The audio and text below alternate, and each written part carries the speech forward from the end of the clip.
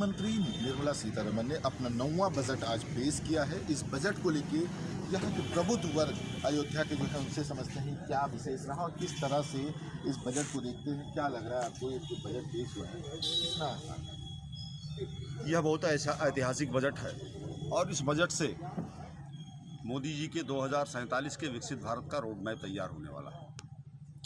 जिस तरह से इस बजट में देश की सम्मानित वित्त मंत्री आदरणीय निर्मला सीतारमण जी ने देश के युवा, किसान, महिला और नौजवान के लिए एक समेकित पूरा विकास का खाका खींचा है, जहां गरीबों से संबंधित चीज़ों को सस्ता करने का काम किया गया है।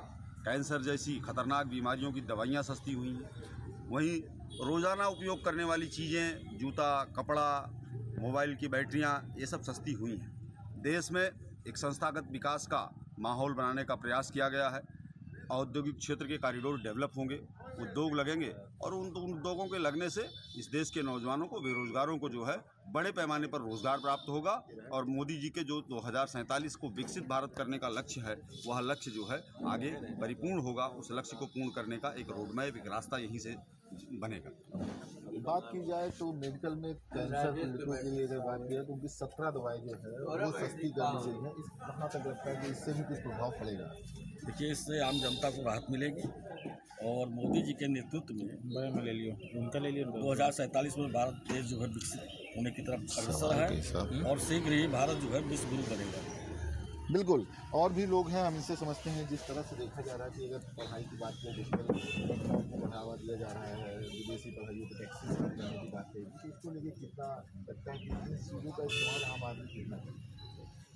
देखिए, ये बजट जो है आम आदमी की ज़रूरत और आम आदमी के जो स्वप्न हैं उनको साकार करने वाला बजट है और ये बजट स्वागत योग्य है। ये बजट सराहनीय है। जिस प्रकार से बजट में सभी वर्गों का ध्यान दिया गया है, धार्मिक पर्यटन के जो विशेष केंद्र हैं, चाहे वो नॉर्थ ईस्ट के पर्यटन केंद्र हों, चाहे वो बुद्ध सर्किट हो, चाहे वो हाई स्पीड रेल कॉरिडोर के माध्यम से सभी मंदिरों को, पर्यटन क्षेत्रों को जोड़ने की बात हो, दवाएं हैं, जूता है, कपड़ा है, इनके सस्ता करने की बात हो, बजट में सभी क्षेत्रों पर फोकस किया गया है और ख़ास करके युवा, महिला, गरीब, किसान, इन क्षेत्रों पर विशेष फोकस है, गाँवों पर फोकस है और रोज़गार को बढ़ावा देने वाला ये सर्वस्पर्शी बजट है। और जहाँ तक विदेश में पढ़ने वालों की बात है तो विदेश यात्रा करने वालों के लिए भी सहूलतें दी गई हैं।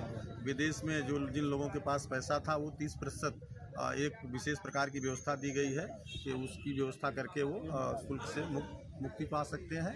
तो सब क्षेत्रों पर मोदी सरकार का ध्यान है और वित्त मंत्री निर्मला सीतारमण जी ने जो बजट प्रस्तुत किया है, ये आम लोगों की ज़रूरतों का बजट है।